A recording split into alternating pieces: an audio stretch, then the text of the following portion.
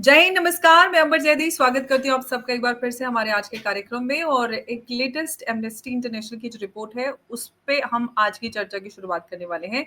Amnesty की report के हिसाब से पाकिस्तान जो है वो अपने लाखों लोगों के ऊपर स्पाई कर रहा है, यानी कि उनकी फोन टैपिंग कर रहा है फायरवॉल के जरिए।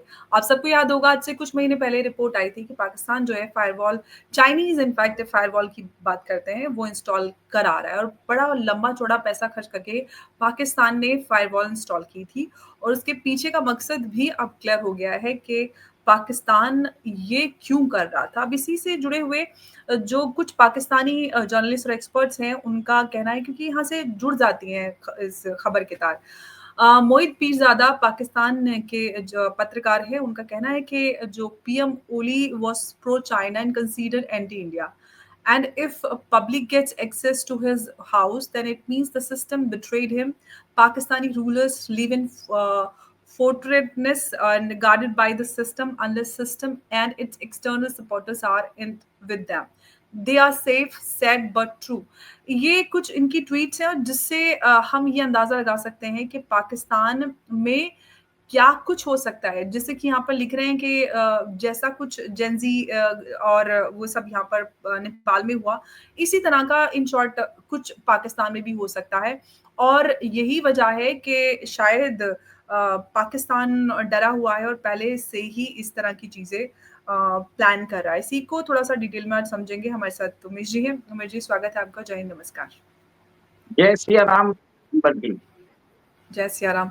उमेश जी, मोहित पीरजादा की ट्वीट्स और एमनेस्टी की रिपोर्ट, जिससे हमें समझ में आ रहा है कि आज से कुछ महीने पहले जो खबर आई थी कि पाकिस्तान ने फायरवॉल इंस्टॉल की थी, पाकिस्तान के लोग काफी परेशान हो रहे थे कि क्यों हो रहा है, इतना पैसा खर्च के फायरवॉल क्यों इंस्टॉल की जा रही है, इसकी क्या जरूरत है।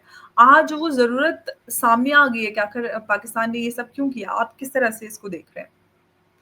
देखिए अंबर जी, हमने बहुत सारे पाकिस्तान के यूट्यूब चैनल्स में देखा है कि वो कैसे वहाँ के लोगों से व्यूज लेते हैं।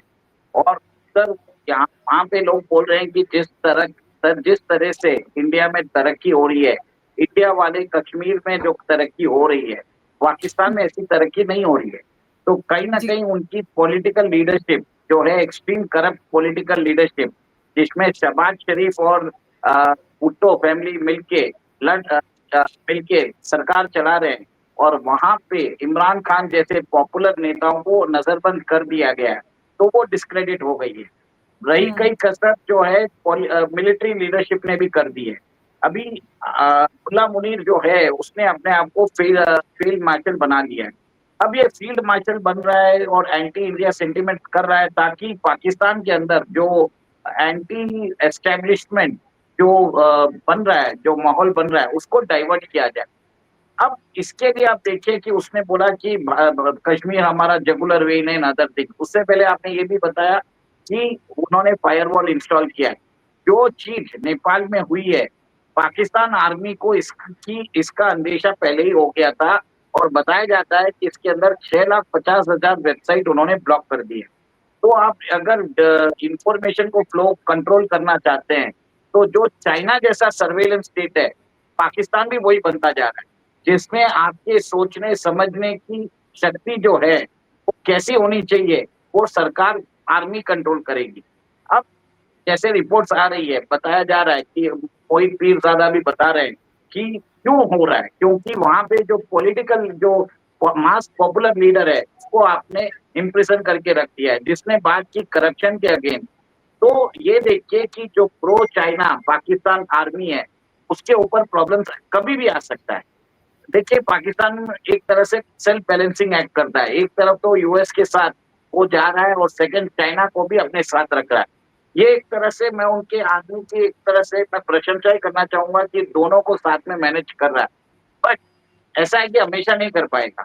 अब प्रॉब्लम कहाँ पे आएगी? बलूचिस्तान में ऑलरेडी चालू हो चुकी है। वहां पे अमेरिकन रिसोर्सेज जब एक्सट्रैक्ट करने वाली कंपनी आएगी, तो वो अपना सिक्योरिटी अपैरेटस लेके आएगी। सिक्योरिटी अपैरेटस लेके आएगी तो कहीं ना कहीं वो चाइना से क्लैश करेगा। अब चाइना की एक तरह से पाकिस्तान की जरूरत है, क्योंकि वो इंडिया को कंटेन करना चाहता है। पाकिस्तान ये चूरन बेच रहा है चाइना को, इसके लिए वो अभी तक टिका हुआ है। उसके अलावा वो एक्सेलेंट उसका पीआर मैनेजमेंट करिए। देखिए वो कतर से फंडिंग ले लेता है, सऊदी से फंडिंग ले लेता है, आईएमएफ को बेवकूफ बना लेता है। ये सब ऐसा कर सकता है कि पाकिस्तान की मिलिट्री लीडरशिप अपने आप को इंडिस्पेंसिबल मानती है। बट जहाँ पे उनका जो प्रोजेक्शन बाहर अच्छा है, इंटरनली उनके खिलाफ प्रॉब्लम चालू हो गए हैं। चाहे वो खैबर का पख्तूनवा में देख लीजिए या बलूचिस्तान में देख लीजिए, पे भी जो बलूचिस्तान वाले अपनी खुद की आर्मी बना चुके हैं, बलूचिस्तान लिबरेशन आर्मी, वो फ्रीडम फाइटर्स बोल रहे हैं अपने आप को। खैबर पख्तूनवा में भी वही काम चल रहा है। अब सबसे बड़ा प्रॉब्लम उनको सिंध में भी चालू हो गया था, जब इंडस वाटर ट्रीटी में हमने देखा कि जैसे भारत ने उसको अब्रोगेट किया, सिंध को पानी कम मिलने लग गया, तो वहां पे भी क्लैशेस हो गए। तो पाकिस्तान में अंदर उनकी आर्मी के अगेंस्ट, पंजाबी आर्मी के अगेंस्ट विद्रोह चालू हो चुका है। सबसे बड़ा जो रेवोल्यूशन आएगा जिस दिन पंजाबी खुद अपनी पंजाबी आर्मी को मारेंगे, क्योंकि पाकिस्तान के अंदर ये जो फौज है, ये एक तरह से वहां पे एक तरह से वो वहां पे बिजनेस भी करती है। सारे जो कैश, रोज के कैश जनरेशन बिजनेस होते हैं, जैसे आटा होता है, चप्पल हो जाए या फ्लोर हो जाए, मैदा हो जाए, कुछ भी मतलब जो होता है वो सारा फौजी फाउंडेशन करता है। उसका जो एंटरप्राइज वैल्यू है $50 बिलियन का है। देखिए अंबर जी, ये जो पाकिस्तान स्टेट है एक तरह से कैपिटल आर्मी कैपिटल स्टेट है। वहां पे जिस दिन लोगों को लगेगा ये हमारे जो रिसोर्सेस है कि अमेरिका को बेच रहे हैं, करप्ट आर्मी हम पे एक तरह से प्राइसेस बढ़ा रहे हैं, अवाम के लिए इन्होंने कुछ भी नहीं किया है। देखिए डैम्स भी जो भी बनाया था भारत ने बना रहा था, भारत से एक तरह से इसके लिए वो मैनेजमेंट कर रहा था, वाटर मैनेजमेंट। ये हमको ऑर्डर देते थे कि आप इंडस वाटर छोड़िए, तो हम डैम में छोड़ते थे।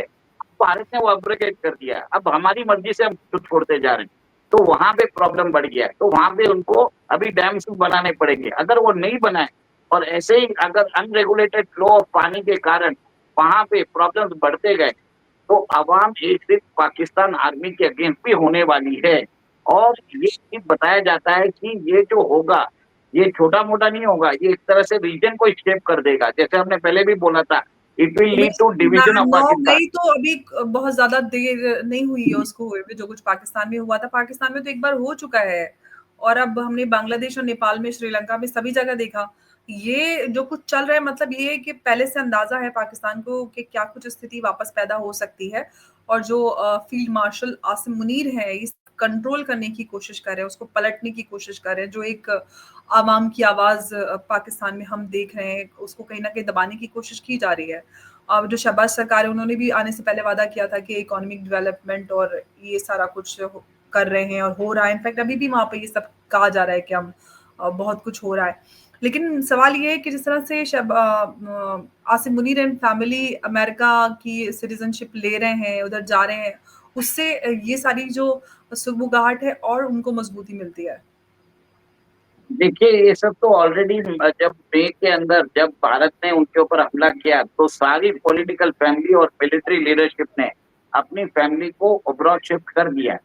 तो हम्म। कहीं ना कहीं उनको भी मालूम है कि फ्यूचर में जेनजी जैसा कोई रेवोल्यूशन जो नेपाल में हुआ है, वो आगे पाकिस्तान में भी हो सकता है। और इस बार जो जेनजी करेगा वो पाकिस्तान के मतलब पाकिस्तान की काया पलट कर देगा। आप ये देखेंगे बलूचिस्तान उठेगा, खैबर पख्तूनवा उठेगा, सिंध उठेगा, पंजाब भी उठेगा। और इसके कारण सब कॉन्टिनेंट में जो है बाउंड्रीज रीड्रॉ होगी।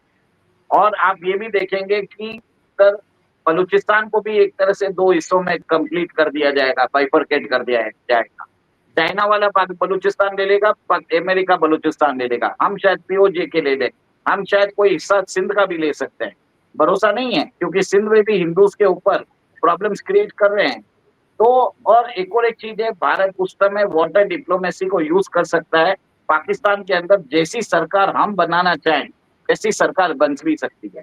तो ये चीज है, इंटरनल जो विस्फोट होता है अंदर के, वो वैसा होगा और ये कंफर्म की बात है। और ये भी देख लीजिए कि इमरान खान के सपोर्टर्स ने एक बार तो रावलपिंडी में जाके जो दहशत क्रिएट की थी, उससे पाकिस्तान लीडरशिप कितनी डर गई है। उनको खुद के लीडर देखिए, उनके खुद के पॉलिटिकल लीडर जो हैं उनके ऊपर उन्होंने केसेस डाल दिए हैं, उनको एक तरह से अंदर भेज दिया है। तो ये बताया जाता है कि ये सब बताता है कि पाकिस्तान के अंदर उनकी आर्मी लीडरशिप उनके उनके इमरान खान की पॉपुलैरिटी से डरती है। ये सबसे बड़ी बात है। और इमरान खान को अगर छोड़ा नहीं गया तो ये एफजेडबी वाला कभी भी चालू हो सकता है। पर पाकिस्तान में उनकी जो आर्मी है बहुत स्ट्रांग है। देखिए 7 लाख की फोर्सेस है, कोई छोटी-मोटी नहीं है। और एक तरह से जो आर्मी जो पावर प्रोजेक्शन बाहर करती है, वो अपना कॉन्फिडेंस जो है, वो अपने देश के अंदर अपने लोगों के साथ, लोगों के बीच में वो कॉन्फिडेंस खो चुकी है एक्चुअली। बिल्कुल, आप सही कह रहे हैं। कहीं न कहीं ऑपरेशन सिंदूर के बाद पाकिस्तान ने वो प्रोपेगेंडा करने की कोशिश की कि आर्मी के ऊपर जो खोया हुआ विश्वास है वो वापस आ जाए और काफ़ी हद तक वो कामयाब भी हुए। लेकिन कहीं न कहीं भारत का जो जिस तरह का जवाब था उस के आगे उनका वो प्रोपेगेंडा है वो ग्लोबली फेल हो गया। हालाँकि पाकिस्तान के इस प्रोपेगेंडा में वेस्ट और पूरी ताकत शामिल थी, पूरे उनके इस प्रोपेगेंडा को पैडल करने के लिए। लेकिन उमेश जी, एक बार फिर से अगर पाकिस्तान में इस तरह की स्थिति उत्पन्न होती है क्योंकि हमने देखा पहले भी हुआ, हालाँकि उसको कंट्रोल कर लिया गया, इमरान खान को जेल में डाल दिया गया और श्रीलंका में हुआ, अब स्थिति कंट्रोल में है। हमने देखा मोइज़ू और उधर भी सारा कुछ हालात कुछ इस तरह के बन रहे थे, लेकिन वहाँ पर भी कंट्रोल में हो गया।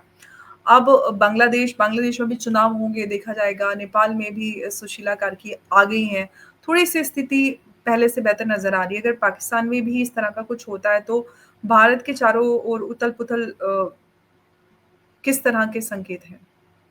देखिए, मैं कुछ चीज़ें और भी बताना चाहूँगा। सिर्फ़ पाकिस्तान के अंदर हमको उन यूट्यूबर का भी शुक्रिया अदा करना चाहिए, जो पाकिस्तान की आवाम के बीच में जाके उनके व्यूज़ भी लेते हैं। जैसे सना अमजद हो या आरज़ू काज़मी हो, इन लोगों ने जिस हिसाब से पाकिस्तानी एस्टेब्लिशमेंट को एक्सपोज़ किया है, we should be happy for them also. वहाँ पे भी लोगों ने देखा है कि कैसे भारत के वो सपोर्ट कर रहे थे, उनके चैनल पे, पाकिस्तान के यूट्यूब चैनल्स पे। तो कहीं न कहीं ये एक तरह से रिफ्लेक्शन है पाकिस्तान की सोसाइटी का। सेकंड, आपने बात की जो इलेक्शंस है, इलेक्शंस जो होने वाले हैं, वो नेपाल में होने वाले हैं मार्च 2026 में। बांग्लादेश में बताया जाता है कि फ़रवरी में उन्होंने बोले हैं, पर वो कराएँगे नहीं कराएँगे वी डोंट नो। यूनुस हुँ, का कोई भरोसा नहीं है। और हुँ, ये चीज़ जो बताई जाती है कि वो स्टेबलाइज़ होगी, वो हुँ। देखने वाली बात है। It is too premature to comment right now. जी। क्योंकि अब जो बताया जाता है कि ओली चुप बैठने वाले तो नहीं हैं, क्योंकि कहीं न कहीं उनके भी वो देखिए वो पावर में रह चुके हैं। उनके पास कुछ ना कुछ लीवर्स पक्का होंगे। जो नई गवर्नमेंट होगी, उसको भी वो ठीक तरह से चलने नहीं देंगे। देखिए हुँ, समझे हुए पॉलिटिशियन हैं और उनको मालूम है कि किधर से मतलब अगर वो जीत नहीं सकते, तो खराब किसी का भी काम खराब कर सकते हैं। ओली के अंदर एक तरह से एक खूबी पक्की है। तो नेपाल में प्रॉब्लम तो रहेगा, ये मेरा मानना है। सेकंड, आप ये भी देख लीजिए कि यूनुस भी गद्दी छोड़ने को तैयार नहीं है और वो भी नहीं करेंगे। देखिए, आज के दिन में बोला जाता है, पर फ़रवरी या मार्च में होगा नहीं होगा, लेट अस सी। मुझे कि दोनों पे विश्वास नहीं है, आपको ये बता देता हूँ। सेकंड, और पाकिस्तान के अंदर जो पंजाबी आर्मी है, जो उधर के लोगों का जो दमन कर रही है, वो खुद उठेंगे, पाकिस्तान के लोग खुद उठेंगे और वो बोलेंगे हमको ये सरकार से नहीं चाहिए, हमको ये सब आर्मी भी नहीं चाहिए और आर्मी के खिलाफ वो रिवोल्ट होगा। और जिस दिन पंजाब में अंदर रिवोल्ट चालू हो जाता है, उस दिन आप देखिए पाकिस्तान का डिस्ट्रक्शन चालू हो जाएगा। ये बहुत बड़ी बात बोल रहा हूँ। अभी जो हम देख रहे हैं बलूचिस्तान में देख रहे हैं, हम देख रहे हैं खैबर पख्तूनख्वा में देख रहे हैं, पर जो पाकिस्तान का दिल है वो पंजाब और लाहौर है। जिस दिन लाहौर के अंदर आप देखेंगे कि जेन ज़ी सड़क पे लेके फ़ोन लेके आकर वो लोग वहाँ पे चक्का जाम चालू करते हैं। Mark my words Amarjeet, that is the day of the end of Pakistan. वो तो समझ में आता है, लेकिन भारत के लिए ये सारी स्थिति किस तरह और किस तरफ जाती हुई नज़र आती है? देखिए, मेरा ये मानना है कि भारत को एक तरह से अब अपने आप को इंडियन सबकॉन्टिनेंट में एक बताते हैं ना कि अगर आप विश्व गुरु बनना चाहते हो तो आपको फ़ोर्स भी यूटिलाइज़ करने की ज़रूरत है, अपने नेबरहुड में। हम ये नहीं हुँ, बोल सकते कि हमारे नेबरहुड में जो होता रहेगा हम कुछ नहीं करेंगे। उसी के देखिए यूएसए ने भी फ़ायदा उठाया और चाइना भी फ़ायदा उठा रहा है। पहले चाइना फ़ायदा उठा रहा था, अभी यूएसए भी आ गया। अब दोनों भारत के इर्द-गिर्द वो लोग एक तरह से जियोपॉलिटिकल चेस बोर्ड खेल रहे हैं। ये चीज़ वो भारत के अंदर भी कर सकते हैं। अब भारत हुँ, को बोलना पड़ेगा चाइना और यूएसए को कि अगर आप नहीं माने तो हमें भी आपके बैकयार्ड में कुछ ना कुछ करना पड़ेगा। वो ज़रूरी है। पावर प्रोजेक्शन दिखाना ज़रूरी है। सिर्फ़ आप विश्व गुरु बोलने से विश्व गुरु नहीं बनोगे। आपको कहीं न कहीं शक्ति प्रदर्शन भी करना पड़ेगा और असली शक्ति प्रदर्शन अब आने वाली है मोदी सरकार की कि वो दोनों पाकिस्तान, बांग्लादेश श्रीलंका, नेपाल में जो अमेरिका और चाइना का जो चेस बोर्ड चल रहा है, उसको कैसे डील करेगा और दोनों को कैसे बाहर निकाल के अपना इन्फ्लुएंस बनाता है। That is important. ये भारत का सॉफ्ट पावर रहेगा। आप भले ही साउथ चाइना सी में कुछ कर दो उससे फ़र्क नहीं पड़ता। आप अपने नेबर को चेंज नहीं कर सकते। हुँ। अगर हो सके अब अगर नेपाल के अंदर कल ये भी आ जाए कि वो भारत के अंदर जुड़ना चाहते हैं, तो इंडियन गवर्नमेंट शुड कंसीडर कि ठीक है नेपालीज़ को नेपाल का जो है हम भारत के अंदर अब्सॉर्ब भी कर देना चाहिए। पॉसिबिलिटी हो सकती है अगर ये पॉलिटिकल सॉल्यूशन नहीं आया, फ्यूचर में the Nepalese youth might demand कि हमारा मैं उमेश जी कल्चरल मैं यहाँ पे एक आपको थोड़ा-सा ऐड करना चाहती हूँ। भारत की इस तरह की पॉलिसी रही नहीं है। भारत ने बांग्लादेश को आज़ाद कराया और आज बांग्लादेश ने क्या उसका नतीजा दिया हमारे सामने है। हमारी ज़मीन थी, हम क्यों अब्ज़ॉर्ब उस वक़्त नहीं किया भारत ने बांग्लादेश को। अब नेपाल की आप बात करें, क्या आपको लग रहा है कि कहीं भारत की जो पॉलिसी है या डॉक्ट्रिन है, उसमें बदलाव की आवश्यकता आपको लगती है कि डिफेंसिव से देखिए ऑफेंसिव में जाने या देखिए हो चुकी है। भारत के अंदर वो पॉलिसी के अंदर चेंजेस आ चुके हैं। आज नहीं तो साल 2 साल के अंदर हो चुका है और अभी हम म्यांमार में भी कचिन्स लिबरेशन आर्मी के साथ हम हुँ, उनके रेयर अर्थ मिनरल्स ले रहे हैं। This is hmm, the first time Indian government is negotiating with the rebel group और वहाँ हुँ। से हम उनके जो हाई रेयर एनर्जी एलिमेंट्स है, उसको भारत के अंदर इम्पोर्ट करेंगे। There is a change in a policy, subtle है, अभी तक डिक्लेयर नहीं किया है। इसको डिक्लेयर करना पड़ेगा आपको। आपको लोगों को बोलना पड़ेगा कि ये हमारा एरिया ऑफ इन्फ्लुएंस है, प्लीज़ स्टे अवे। आपको हुँ, चाइना को भी बोलना पड़ेगा। You can not use the our neighbours as a backyard कि आप एक प्रॉक्सी वॉर चला सकते हो। This has to be convey. पर प्रॉब्लम क्या है, हमारे देश में इतने जयचंद और मीर जाफर बैठे हैं कि भारत के होम मिनिस्टर को उनको ही डील करने में प्रॉब्लम हो जाता है। जैसे अभी देखिए मणिपुर में हो रहा है। तो कहीं न कहीं ये जो इंटरनल जो हाफ फ्रंट है उसको दबाने के बाद भारत को एक पॉलिसी अनदर पॉलिसी अपनी चेंज करनी पड़ेगी, जिसके अंदर नेबरहुड एक्ट पॉलिसी करनी पड़ेगी। नेबरहुड लुक पॉलिसी नहीं होना है।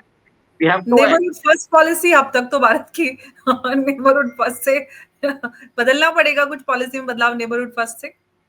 नेबरहुड एक्ट करना पड़ेगा, जिसके अंदर अगर कोई चीज़ कोई एरिया भारत के अंदर विलेज चाहता है, वी शुड एक्सेप्ट इट।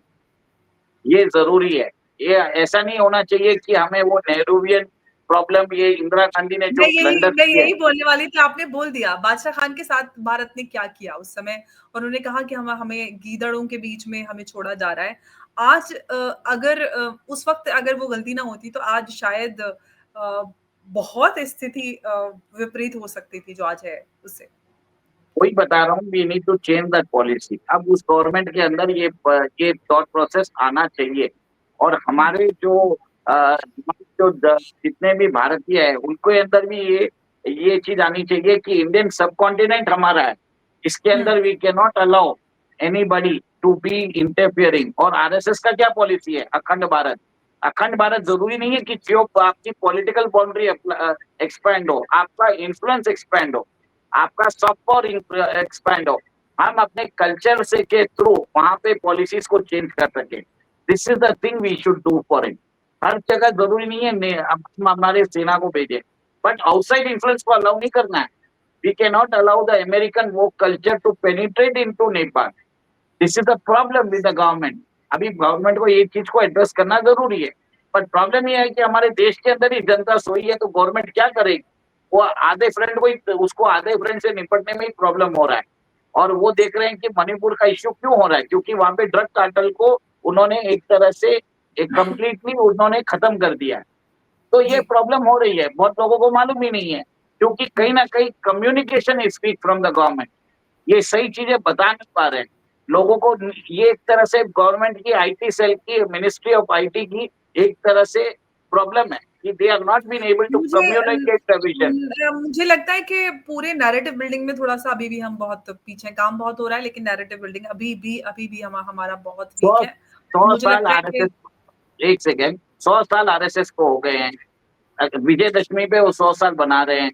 100 साल में अगर आप इकोसिस्टम का रोना धोओगे, नैरेटिव का रोना धोना धोओगे, तो ये गलती आपकी है। मेरा ये मानना है। अगर आप नहीं, नैरेटिव नहीं बनाते, मैं वही बोल रही हूँ, कहीं न कहीं नैरेटिव बिल्डिंग में हम पीछे रह जाते हैं। पाकिस्तान जैसा बेकारी देश नैरेटिव बिल्डिंग में, प्रोपेगेंडा में, लॉबिंग में, ग्लोबली इतना मजबूत है। हम इतना बड़ा देश होके भी नैरेटिव बिल्डिंग ही नहीं कर पाते क्योंकि हम अपने आप में ही रहते हैं।